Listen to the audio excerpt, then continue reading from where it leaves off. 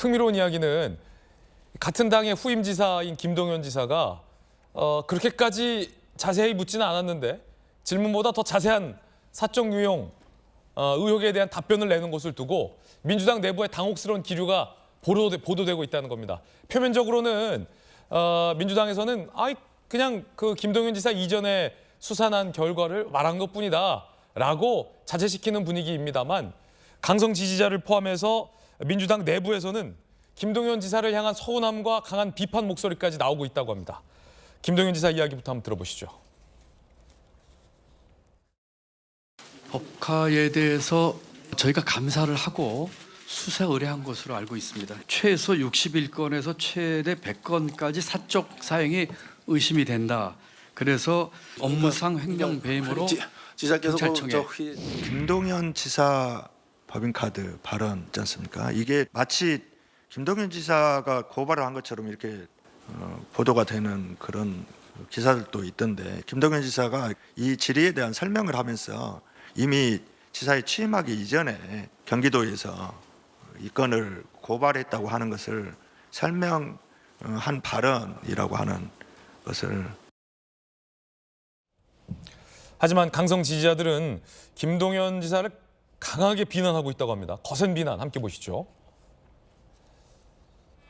자, 지금 당에서 자제시키려는 분위기와 다르게 강성 지지자들은 이미 뿔 났어요.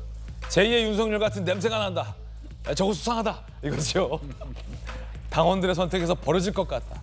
수박은 다 똑같다. 뭐 이런 얘기까지 나옵니다. 이 수박이나 저 수박이나 가결 유다 좀 처리하자라며 김동연 지사를 가결파에 빗대서 수박이다라는 모욕적인 비난까지 등장을 했습니다. 만약에 당에서 표면적인 설명대로 김동연 지사의 의중과는 무관한 드라이한 설명이라면 강성 지지자들은 왜 이렇게 거센 비난을 하고 있는 걸까?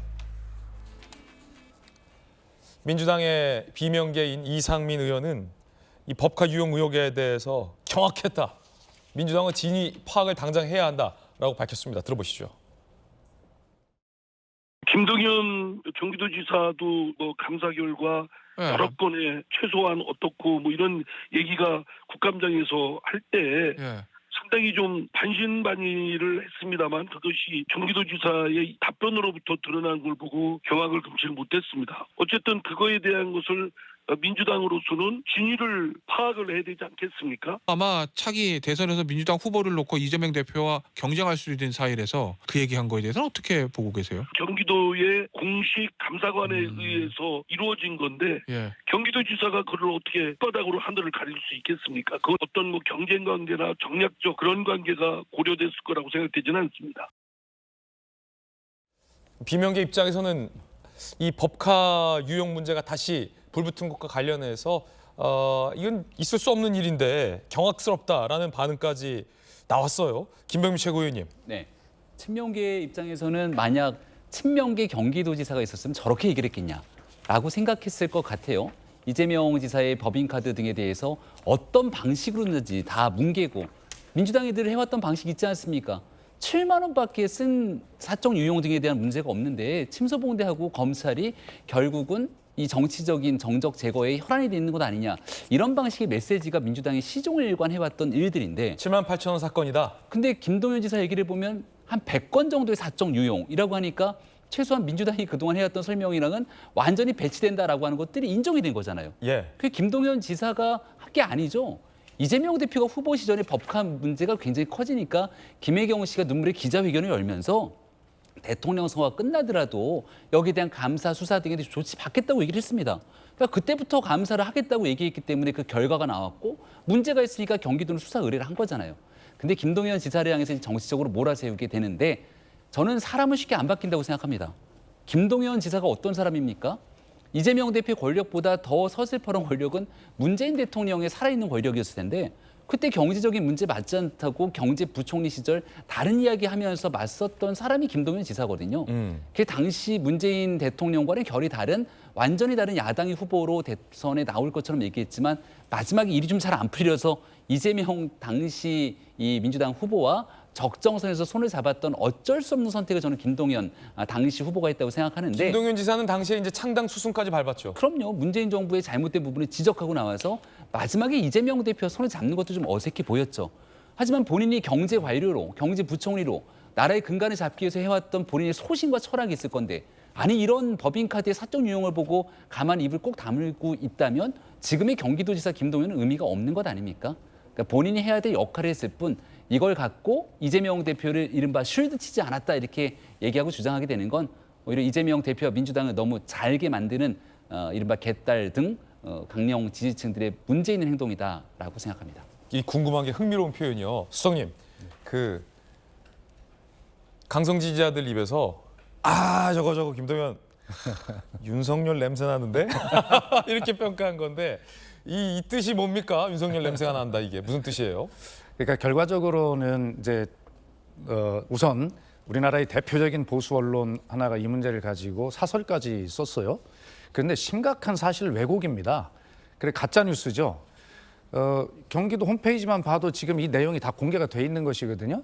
그런데 채널 A가 보여준 방금의 그 화면은 좀 편집이 된 건데 사실 원래 화면을 보면 어떻게 되냐면 질문한 정우택 의원이 질문을 하니까 이 김동연 지사가 내용을 잘 몰랐던 것 같아요. 그 내용을. 그래 조금 당황한 모습을 보이니 그 이제 미리 주어졌던 자료를 가지고 당황한 상태에서 그 부분을 읽은 거예요.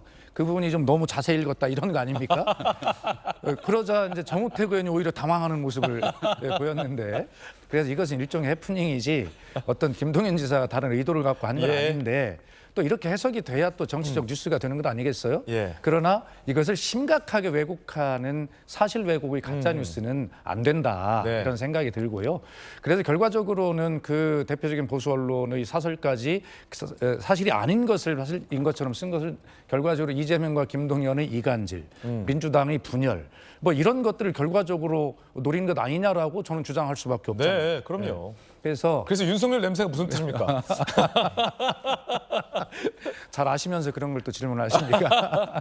그래서 결과적으로는 문재인 정부의 검찰총장이었지만 문재인 정부를 쉽게 얘기하면 배신하고 나와서 보수 대통령 후보가 되어서 대통령께 거머쥔 윤석열 대통령의 이 배신의 냄새가 나는 건 아니냐? 배신의 냄새다. 뭐 이렇게 아까 우리 주제가 향기 아니었습니까? 향기요. 네, 그런 거였는데 아마 김동연 지사 그럴 리는 없고요. 뭐 이런 것은 대체로 한 2, 3일 정도 뉴스가 이렇게 되다가 가라앉겠죠. 그럴 리 없을 것이다. 김동연 지사는 그럴 리 없을 것이다. 김동연 지사는 입장에서 김영주 의원님 큰 선거 여러 번 지휘하셨잖아요. 김동연 지사와 김동연 후보가 큰 꿈을 커야 됩니다라는 옆에 있는 참모 그룹에서는 제2의 윤석열 냄새라는 강성 지지자들의 이 격한 표현 이분들 입장에서는 이제 욕하려고 쓴 건데 김동연 지사나 그 주변 참모들 입장에서는 기분이 어떨까 이렇게 꼭 나쁘지만은 않을 것 같기도 한데 그러니까 대통령 될 상인가? 상상입니다만 저쪽에서는 뭐 비판하려고 한 얘기지만 그렇게 해서라도 대통령 되면 좋지. 뭐 일부 참모 중에서는 모르긴 모르겠습니다만 계속 이렇게 자기 길을 가십시오. 뭐 이렇게 조언하는 사람도 있을 것 같고. 박수현 수석 말씀하셨다시피 실제로 보면요. 처음에는 정우택 의원이 취임한 후에 지사가 된 후에 조사한 적이 있느냐. 그런데 답을 하면 돼요. 나는 제가 취임해서는 조사한 적이 없습니다로 끝내야 돼요. 그런데 제가 오기 전에 이미 조사를 했는데 이렇게 많이 나왔습니다. 그러니까 의혹이 생길 수 있어요. 그래서 속으로 이 제2의 윤석열을 꿈꾸는 어떤 참모진들이 모른 척하고 한번 읽어버리십시오. 이렇게 얘기했나 하는 그런 상상도 들 정도의 전혀 예상치 못한 행동을 하기는 했어요. 그러나 과연 그것이 국감장이라는 건 저도 부시장 때 국감을 당해봤습니다만은 그런 정도 여유 있게 다른 생각을 할 수 있는 공간은 아니다. 그런 생각을 하게 됩니다. 혹시 우리 PD님 그 발언 좀 급하게 찾아줄 수 있어요? 제 기억에 이제 김동연 지사가 지사 당선되기 전에 후보 시절에 저희 그 동아일보 정용관 논설실장이 좌장으로 앉은 이제 중견 기자들과의 좌담에서 그걸 물어봤을 때 김동연 후보가 답변한 이 법카 사적 유용 의혹에 대한 본인의 소신이 있거든요. 그 발언이 혹시 찾을 수 있다면 한번 찾아주시면 재밌을 것 같습니다. 찾으시는 동안에 짧게 말씀을 드리면 그 참모들의 뭐 계획된 의도된 행동 아니겠냐라고 하는 그런 의심. 근데 제가 실제로 그 참모들하고 통화를 해보니까 뭐 정말 너무 억울해하고 있어요. 아, 그래요? 예, 그리고 이걸 아니다라고 지금 해명하고 있고 그래서 뭐 굉장히 좀 억울해하고 있다. 아, 김동연 참모들은 억울해하고 있다. 그렇습니다. 네, 또 박수현 수석의 취재까지 곁들여지고 있습니다. 어제 권익위였죠. 여당이 집중적으로 이 법카 결재 의혹에 대해서 지적을 했습니다. 들어보시죠. 이재명 전 도지사의 집 근처 음식점에서 경기도청 법인카드로 결제한 내용만 최소 31건에 달해요. 이재명 전 지사와 부인 김혜경 씨는 개인 과일, 고급 샴푸, 고급 초밥 도시락뿐만 아니라 이 제사 음식까지도 법인카드로 또 구매를 합니다. 예산의 사적 사용, 부패 행위도 되겠죠. 그래서 이게 권익위의 부패 제도도 이런 거를 모른다고 했을 때도 당연히 기관장이 책임지도록 제도를 고쳐야 됩니다. 나는 몰랐다 그러면 면제가 되고 그러면 실무자가 다 책임져야 되지 않습니까? 권익위가 제도를 좀 촘촘히 만들어야 될 필요가 있다. 그 부분은 저희도 한번 검토해 보시죠. 검토해 보겠습니다. 자, 어제 여당의 지적이 있었습니다. 집 근처 법카 결체만 뭐 최소 31건이고 제사 음식까지 법카로 구매했다라는 의혹 제기됐는데 이미 공익제보자가 이 의혹을 제기한 바 있습니다. 김광삼 변호사님, 이 수사 얘기로 다시 돌아가 보면 그거를 아까 이 대표가 인지했는지 여부가 중요한 수사의 포인트가 될 것이다. 그걸 수사로서 규명해낼 수 있습니까? 시시비비를 가릴 수 있습니까?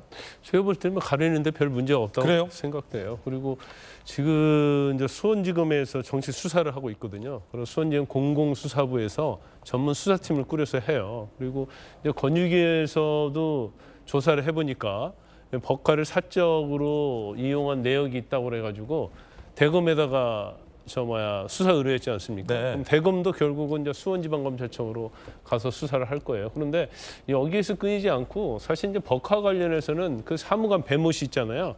배모 씨 지시를 받고 또 뭐 지금 조명현 씨가 네. 구입을 하고 뭐 신부를 하고 그랬거든요. 그런데 근데 배모 씨에 대해서 이미 공직선거법 위반으로 일부에는 기소가 됐습니다.